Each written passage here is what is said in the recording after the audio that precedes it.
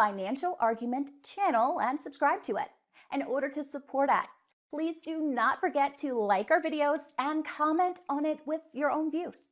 Finally, you can visit our website address, financialargument.net, and social media accounts for more financial news. This video posted with permission. The financial and political opinions expressed in this video are not necessarily of Financial Argument or its staff. Opinions expressed in this video do not constitute personalized investment advice and should not be relied on for making investment decisions. Hey guys, and first of all, thank you for having me on here at Financial Argument. I run the popular 1 Minute Economics YouTube channel, and actually many people refer to me as the economist guy on YouTube. With this, I feel, comes a great sense of responsibility, and I don't want to be burdened by this lingering sense of guilt that I've had these concerns but didn't voice them because it felt uncomfortable. So I'm moving way past my comfort zone. I'm all over YouTube. I'm on tons of podcasts as well this week, promoting my book, which is called The Age of Anomaly: Spotting Financial Storms in a Sea of Uncertainty. It's a genuinely huge book. It's 400 plus pages long. I literally poured my heart and soul into it, and people can buy it for just 99 cents if they do so until Sunday. I'm doing it to kind of convince everyone that I don't particularly care about the money. What I do care about is reaching as many people as possible, planting hopefully as many seeds in people's minds as I can, and it is my hope that these seeds are going to germinate and turn into something awesome. Because the stakes, I think, are very, very high. Never before in my career have I been as concerned about the economy as I am right now. And in my presentation today, I'm going to keep things logical and cover 3 dimensions. 1, the what dimension, specifically what exactly it is that keeps me up at night. Number 2, the why dimension, or in other words, I'm going to explain why you should be concerned about these things now. And finally, 3, what you can do about it, what the average person can do to prepare, and essentially, of course, what my book can help with as well. So to get started, let's take not 1 step back, but 2. And instead of looking at the Great Recession, let's look at the dot-com bubble. That one popped, everyone panicked, but the narrative was this: don't worry, central banks and governments have it all under control. It's this narrative that keeps me up at night, because in my opinion, it's not another crash that's going to be very problematic, but what comes after it. I'm a hands-on economist. For example, I don't just write about crypto, I also invest in crypto, I trade crypto. The same principle is valid when it comes to real estate and all of the other assets I'm referring to.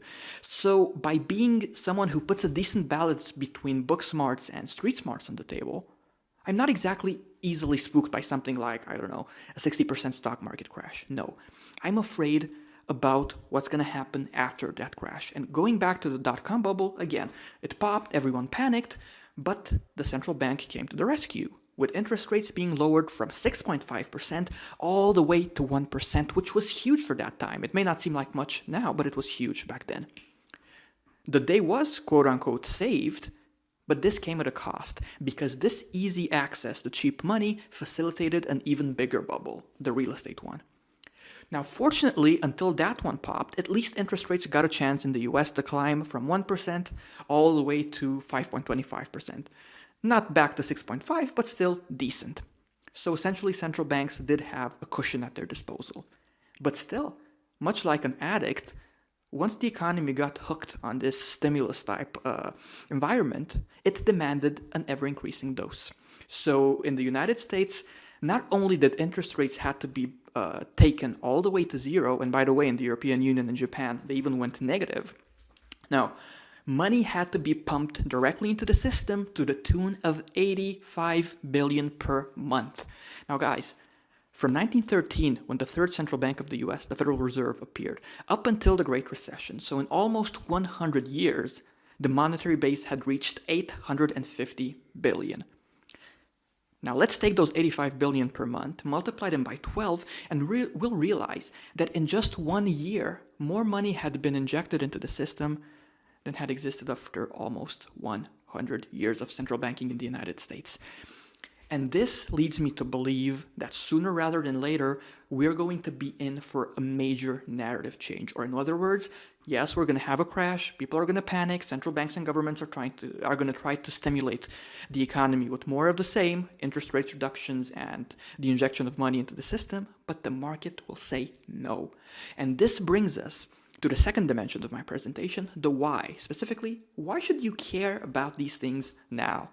Well, I would say you should care for two reasons. A, the fact that, unlike after the dot-com bubble and until the Great Recession, when interest rates at least kind of normalized, the same thing didn't happen now. Just look at interest rates in the United States, and the US is actually a decent case study. Let's not even talk about the European Union or Japan. So what I'm trying to say is that central banks no longer have the safety cushion they had before. And B, even if they would have had the safety cushion in question, the market will most likely demand an even bigger dose of stimulus, yet again. So for these two reasons, of course, it's possible for them to kick the can down the road for another business cycle. Like, for example, in the United States, they could say, hey, we're going to lower interest rates to -1% and pump $4 trillion per year into the system instead of 1. If the market accepts that, then of course we might be good to go for another business cycle. But things are already so irrational that I think it would be foolish to just be complacent at this point and assume it's going to be all sunshine and rainbows. Instead, the smart thing to do, in my view, is prepare for exactly the narrative change that I envision. In other words, what will you do if the market says, we had enough. We no longer have confidence, this is the key word here, confidence in the ability of governments and central banks to turn things around. As someone from Eastern Europe, more so than people from developed countries, I was at least accustomed to the idea that systems can fail from an early age. So I understand that, those who live in the US or Germany or other developed countries, they assume that, this robust system they have is pretty much foolproof with these various institutions that are independent and supposed to safeguard against one another. What most people don't realize, however, is that everything hangs on by a very thin thread, and that thread is represented to a large degree by confidence. Once confidence is lost, all bets are off. And yeah, there are plans in place among governments, central banks, even institutions like the IMF. So for example, the IMF says, hey, if people lose confidence in the dollar, don't worry about it. We're going to have a global monetary system based on the SDR.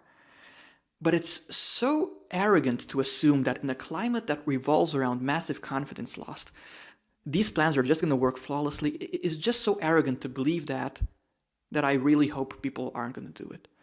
Instead, it's time to move on to the third and final dimension of my presentation, which is simple. What should you do? And through my book, Through the Age of Anomaly, I keep things simple. Like, I guide people in the third chapter of the book through economic history. And I tell them, look, here's what happened in the past, and here is what you need to understand from it. We're not going to study history because we know it's going to repeat itself. We study it because it's a bit of a mirror. It gives us a glimpse into who we are, into human nature, and it's that better understanding of human nature that's going to enable us to maximize the likelihood of spotting the next financial crisis early on and positioning ourselves accordingly.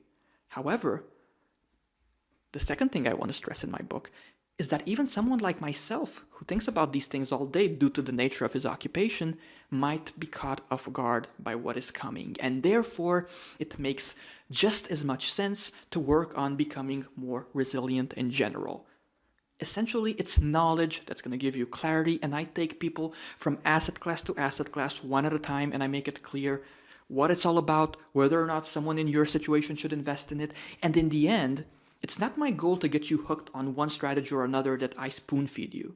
No, it's my goal to turn you into a logical, economic thinker who's hard to manipulate and who can make educated decisions himself.